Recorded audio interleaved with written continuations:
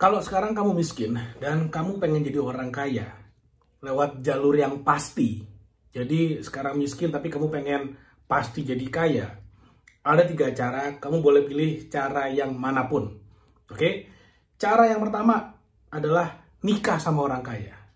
Udah deh, udah pasti kaya kamu. Dan ingat, sebelum nikah jangan bikin perjanjian pisah harta. Jadi hartanya suami atau istrimu adalah hartamu juga. Oke, jadi tuh cara pertama, pasti kaya. Cara kedua, latihan main sepak bola, jadi super jago, lalu kemudian jadilah yang paling jago di dunia, gantiin Cristiano Ronaldo dan Lionel Messi. Pasti kamu akan kaya raya, pasti kaya. Nah, itu 2 cara pertama. Tapi 2 cara ini peluangnya sangat kecil, tapi pasti kaya. Tapi peluangnya kecil banget, karena harus bisa nikah sama orang kaya, atau jadi pemain bola yang super duper jago. Atau cara yang ketiga. Cara yang ketiga, ini bisa dilakukan siapa saja, bisa diduplikasi, kamu bisa jadi kaya by system. Jadi sistemnya udah ada, polanya udah ada, tinggal diikuti, di copy paste, siapapun bisa. Tapi gini, harus ingat, jadi kaya siapapun bisa, siapapun punya peluang, tapi menjadi orang kaya tidak untuk semua orang. Kenapa? Apakah itu artinya ada elit global yang membatasi siapa yang boleh kaya, siapa yang harus miskin? Enggak juga. Yang membatasi siapa yang bisa kaya dan siapa yang harus miskin terus adalah dirimu sendiri. Kalau sekarang kamu miskin, hidupmu susah, uangmu pas-pasan, nonton video ini sampai habis aja udah nggak mau, udah nggak bisa, ya sudah. Artinya kamu udah membatasi dirimu, di mana ada sebuah ilmu, sebuah knowledge, sebuah insight buat jadi kaya, itu udah kamu lewatin. Entah karena kamu ngerasa, wah ini mah pembahasannya gini-gini doang, wah itu yang ngomong aja belum kaya. Nah itu artinya kamu membatasi dirimu sendiri.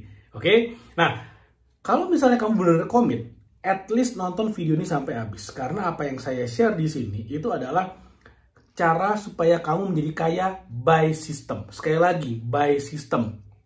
Artinya, asal kamu ikutin sistemnya, kamu akan sampai kok di tujuannya. Contoh analoginya ya, apa sih bedanya restoran KFC di kotamu dengan KFC yang ada di Amerika Serikat sana? Rasa ayamnya plus minus pasti sama. Pasti sama. KFC yang ada di Aceh dengan KFC yang ada di, saya nggak tahu, di Jayapura ada nggak KFC? Kalau kayaknya ada. Nah kalau ada, rasanya pasti sama. Dengan yang ada di Jakarta, dengan yang ada di Bali, dengan yang ada di Makassar, rasanya sama. Kenapa? Karena bikin ayamnya by system. Jadi nggak ada tuh yang, wah saya pengen nambahin garamnya sedikit, saya pengen ngegorengnya lebih lama 2 menit, nggak ada. Semua by system, semua ada checklistnya. Selama checklistnya diikutin, maka rasa ayamnya sama. Jadi kaya pun demikian, semua ada checklistnya, semua ada jejaknya, semua ada caranya, dan semua ada sistemnya. Yang artinya kalau cara ini diikuti siapapun pasti bisa melakukan. Nah, sistem ini saya bagi menjadi 2. Saya akan bahas di sini dua-duanya. Dibagi menjadi 2. Yang pertama itu adalah mengetahui caranya. Yang mana saya akan share di sini bagaimana caranya. Dan yang kedua itu adalah melakukan caranya. Jadi kalau misalnya kamu berpikir, video ini teori doang. Betul, memang video ini hanya teori. Karena yang harus melakukan adalah kamu sendiri. Dan apa yang saya share di video ini sudah saya lakukan. Sekali lagi ya, apa yang saya share di video ini sudah saya lakukan. Jadi kalau misalnya kamu mikir, wah ini yang ngomong nih si gede nih udah sekaya apa dia? Oh saya nggak kaya-kaya banget kok, saya belum sekaya Bill Gates, saya belum sekaya Jeff Bezos. Tapi dibanding kamu mungkin, mudah-mudahan saya bener, saya lebih kaya. Makanya saya bisa sharing di sini. Kalau kamu ngerasa kamu udah punya uang 1 triliun, skip aja. Gak apa-apa. Kamu udah kaya kok kalau udah punya 1 triliun, tonton video yang lain. Tapi kalau kamu merasa sekarang income kamu masih UMR, masih di bawah 10 juta, kamu ingin mencapai 100 juta per bulan, nonton video ini. Kamu udah di 100 juta, kamu pengen naik ke 1 miliar per bulan, nonton video ini. Saya sudah melakukan apa yang saya akan sharing di sini, dan saya tahu betul apa yang saya omongin adalah sesuatu yang akan bekerja, sesuatu yang akan berhasil kalau kamu lakukan. Nah, gimana caranya? Saya selalu memulai dengan kamu harus punya value. Ingat, yang namanya uang itu bukan sesuatu yang kamu kejar. Analoginya gini, ada kucing, kamu pengen punya ini kucing, kamu pengen dapetin ini kucing. Kalau kamu kejar kucingnya lari dan kucingnya lari jauh lebih cepat daripada kamu. Tapi kalau kamu punya ikan, kamu tunjukin ke si kucing, saya punya ikan. Apa yang terjadi? Kucingnya datang. Begitu kucingnya lagi makan ikannya, kamu ambil, kucingnya jadi milikmu, kamu bawa pulang, kamu pelihara dengan baik. Duit pun sama, kekayaan pun sama. Kalau kamu adalah orang yang desperate, ingin mengejar kekayaan, mengejar uang, ya uang akan lari jauh lebih kencang daripada kamu berusaha mengejarnya. Kata si uang adalah gini, catch me if you can. Kejar daku, kau kutangkap. Kejarlah jika bisa. Nah, nggak akan bisa. Uang bukan sesuatu yang kamu kejar, tapi sebaliknya. Ketika kamu memiliki sesuatu yang si uang ini suka, maka suka nggak suka, mau nggak mau, uang akan datang ke kamu. Uang akan mengejarmu. Maksudnya gini, ketika kamu punya value, ketika kamu bisa menyelesaikan sebuah masalah, dan yang mana orang-orang yang memiliki masalah rela mengeluarkan uangnya demi mendapatkan produk atau jasamu sehingga bisa menyelesaikan masalah mereka, maka yang terjadi adalah kamu akan dikejar uang. Kamu akan dikejar uang. Saya punya partner bisnis, saya bilang, satu-satunya masalah di antara kita nantinya, di bisnis kita adalah akan ada terlalu banyak order. Kenapa? Karena saya tahu bagaimana caranya bisa membuat sebuah value dari sebuah produk yang kita tawarkan.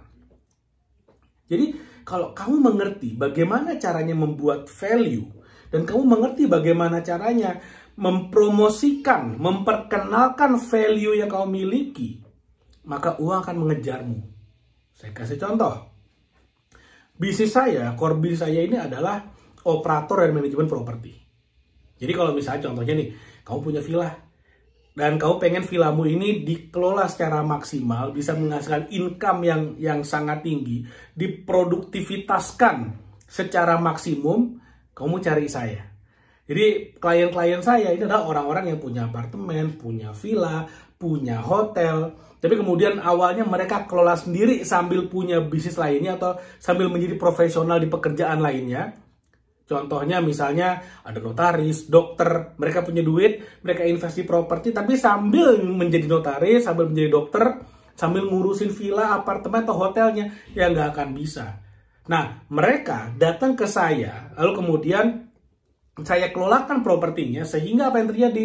Si dokter, si notaris, si PNS, atau apapun ini, bisnisnya, pekerjaannya tetap jalan, tapi investasi propertinya juga tetap bisa menghasilkan income. Itu yang saya tawarkan, itulah bisnis saya. Jadi ketika saya punya value dan saya tahu value ini siapa aja yang butuh nih, orang-orang berduit, investor properti yang mereka juga nggak akan bisa ngelola sendiri karena mereka punya bisnis masing-masing, mereka punya pekerjaannya dan profesional di bidang masing-masing. Itulah target market saya. Masalah yang saya solve apa nih? Simple aja.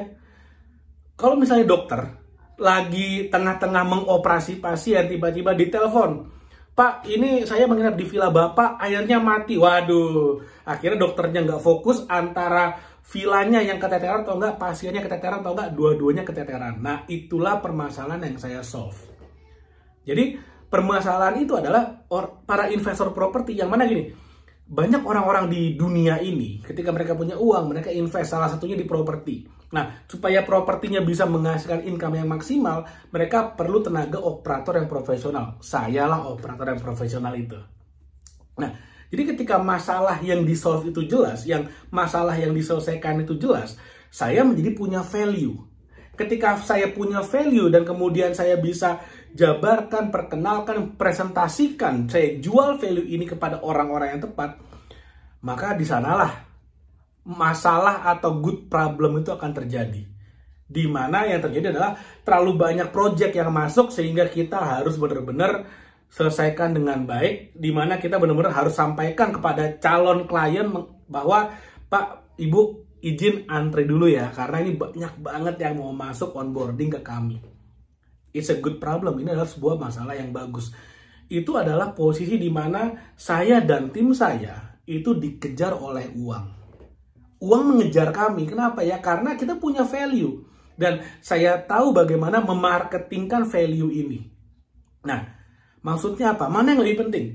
Value, kualitas produk jasa, atau marketingnya? Kalau buat saya, dua-duanya sama-sama penting. Tapi kalau misalnya harus pilih salah satu, misalnya gini, produknya biasa, tapi nggak jelek ya, produknya biasa, marketingnya dahsyat, atau produknya dahsyat, marketingnya biasa. Kalau buat saya, mendingan marketingnya yang didahsyatin. Kenapa? Kenapa? Selama produkmu tidak jelek ya, tidak merugikan orang ya, tidak menyusahkan orang, maka marketing yang hebat itu akan menjadi daya ungkit yang sangat bagus sekali. Contoh, saya yakin banyak orang akan bisa bikin kopi lebih enak daripada Starbucks. Saya yakin banyak orang akan bisa bikin hamburger lebih enak daripada Burger King, daripada McDonald. Tapi kenapa Burger King, McDonald, Starbucks adalah perusahaan-perusahaan yang internasional, terbesar di bidangnya sedunia? Kenapa? Karena mereka mengerti bagaimana marketing dan branding. Jadi gini, kalau kita balik sekarang, kamu mau kaya, kamu mulai dari mana? Kalau kamu mulai dari membuat produknya dulu, kamu perlu modal. Betul ya? Kamu perlu modal. Nah, mulai dari mana? Mulai dari belajar jualan dulu. Belajar marketing dulu.